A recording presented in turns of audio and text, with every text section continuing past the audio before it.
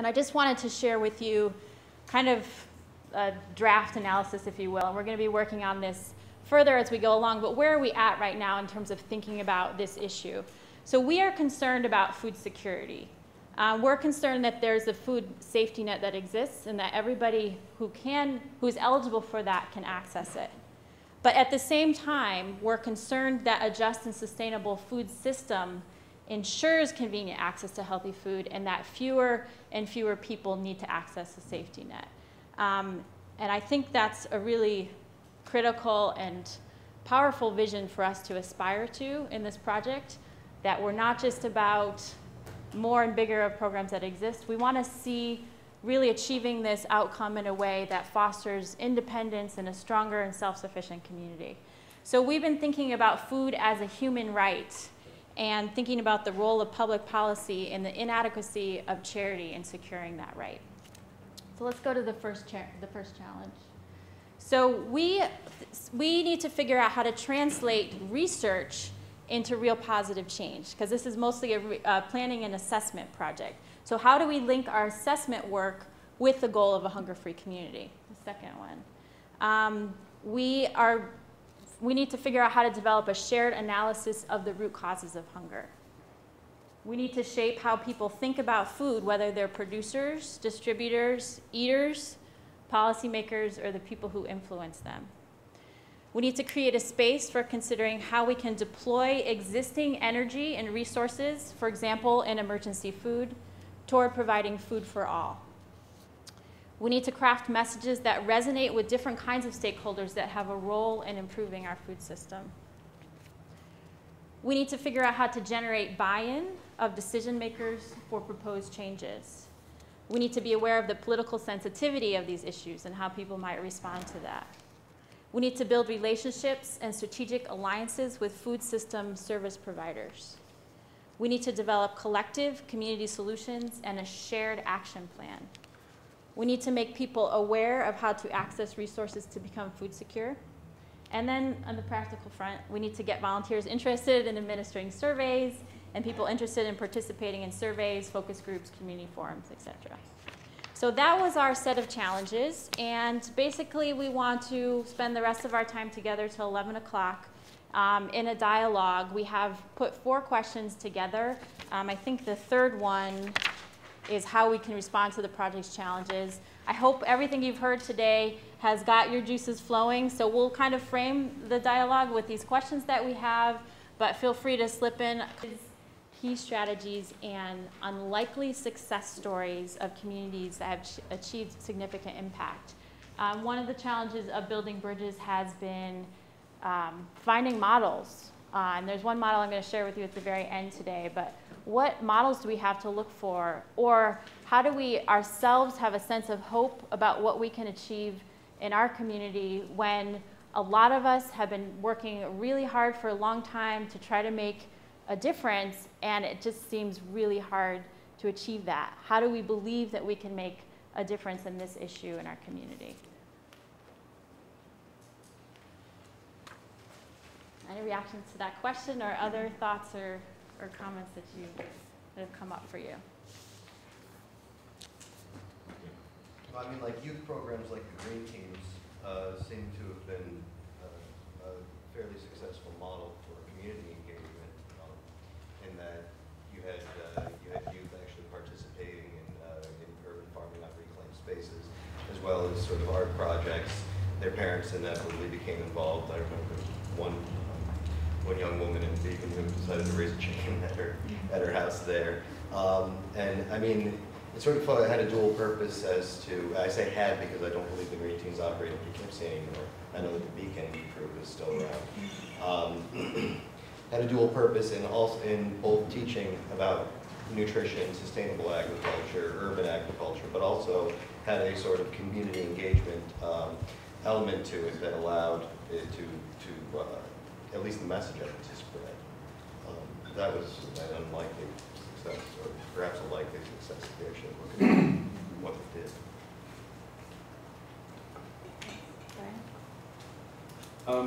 When members of the Nutrition Advisory Council, that's convened by Cornell Department of Extension, began the conversation with the gentleman to my right, Al Nickel, the Director of Food Services at Poughkeepsie Schools. When we began a conversation about the summer food program, there were no open sites in the city of Poughkeepsie. And I think if we, and what do we have now, Al, in the city? We just lost one, but I think we're 3. So now we have 3 open sites. An open site is and what do we have now, Al, in the city? We just lost one, but I think we're 3. So now we have 3 open sites. An open site is a site where any child within a certain age can just come and get a free lunch rather than having to belong to a program or a particular camp, to get a meal during the day at that camp. So we've gone from none to 3, and there's a couple in Beacon, you said also now, right? So maybe we have now 5 open sites in the county. And I think maybe just take a couple of minutes to explore, how we made that happen. Would be I think, an interesting, and I don't want to hog the floor in it because there are a lot of people involved in it. It started, Christine and I and somebody from the Hunger Action Network in New York State. And if I'm forgetting anybody, hit me on the head. And I think an intern for PFP might okay. be with us. Right. Meg. Was it Meg Allen? Is that her name? Anyway. Huh? Well, that was the follow-up after, what's the name was involved. Yeah, anyway. So we just sat down with Al in his office and said, what can we do, to make this happen? And so there was interest on the parts of people in the food security area, there was interest in the people in the nutrition area, and there were people with interest in the public service area. And we just said, what's stopping us, and let's just do it. So we just went out there and did it. So Al, how did you make that happen so easily? I didn't tell my boss.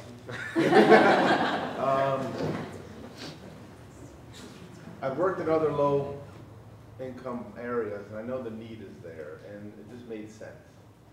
We just kept struggling and fighting every year, adding sites, losing one here, adding 2 there. Last year we did 32,000 meals in the summer.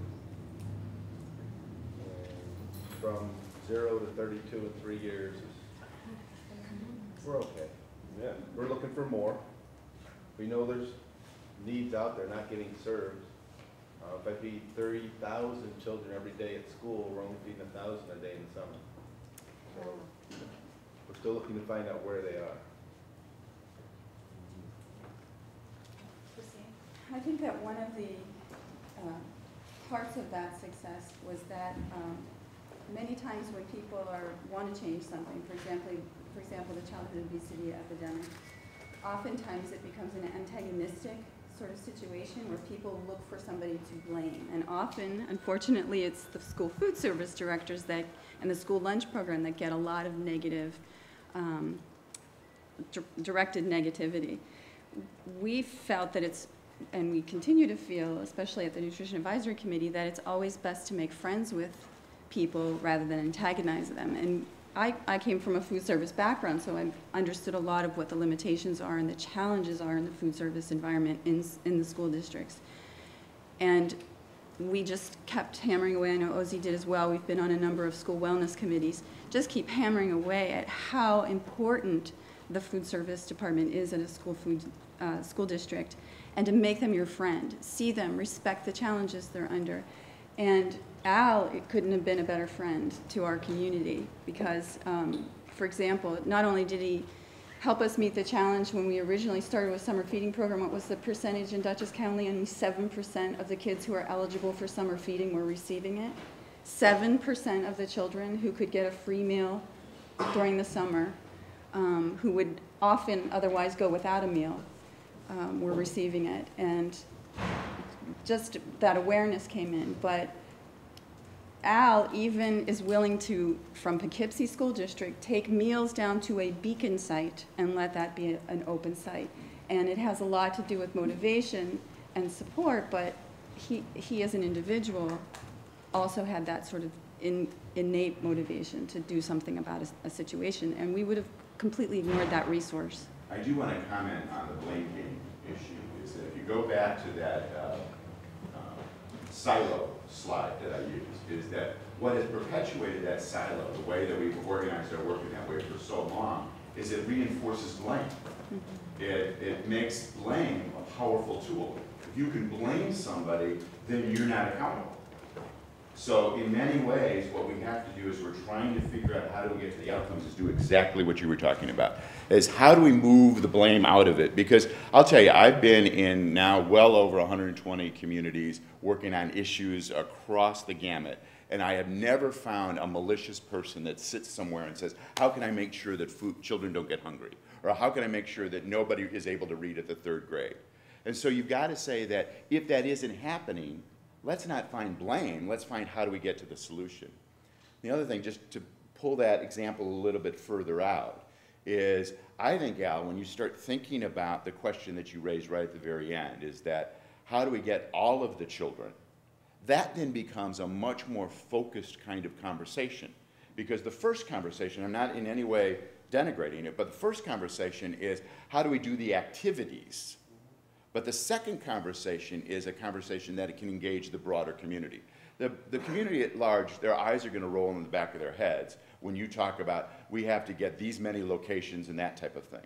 But when you're able to talk about how do we get all of our children, you know, in this case, not to be food insecure, you know, in the summer when we have 32 or whatever meals that are fed during the school year, that's a powerful conversation to have with that broader community. So that question then becomes is, how do we achieve that goal becomes much more animating than how do we get more sites. More sites is an activity, kind of programmatic operational responsibility, and don't diminish it at all. But the sites isn't the outcome. The children achieving and receiving that nutritious meal is that outcome. I think the openness is also an outcome. You know, Absolutely. That you don't have to have some sort of reason why you're there, that it's just open to you. And the reason why that's valuable is because that allows you to get more of those children. So, Jay, am I hearing you say that in a way, the bigger and broader we make our goals, the more space we create in our community to actually achieve those? As long as you tether them with meaningful measures. Is that you could have the goal to say, you know, a hunger-free community. Susan, let's use that. Is we want Poughkeepsie to be a hunger-free community. That can be kumbaya and cymbals going off unless you bring that back down and say, what does that mean? And how will we know if we're making progress to that? And so I'm a strong advocate in terms of the power of that aspiration within a community. What does it mean for us in Poughkeepsie to be hunger-free? What does that look like? Why is that valuable? And then tether it very strongly to those measurable pieces. How will we know that this year we're better off than we were last year? Or how do we know that this is a result of the economy and therefore we have to do this in the face of that economic decision? So yes, to that, having that clarity of that, what is the movie that we're trying to make, but then real strong tether it in terms of how will we know? What are the things that we're going to use to measure that? And sometimes when you're dealing with a space like hunger, is you have to, as an advisory team, say, what are some of those intermediary measures? We might not be able to measure that global level, but we can get this, is that if this isn't accomplished, you know, in the next 6 months, we're not going to be able to accomplish anything further out. So that becomes a very powerful piece to measure in terms of we need to make sure that all the children that are eligible, you know, for those open have the opportunity to do that. Here's how we'll measure that. And then that moves you down that scale to say, now, how do you broach that larger subject? Isn't there also an education piece that needs to happen? Because I think people who are experiencing firsthand understand what the problem is, but I think even in a community that's as small as this one, I think there's a lot of, you know, ignorance or lack of awareness of some of the things that we think are, you know, or we understand to be real profound issues. How does that happen?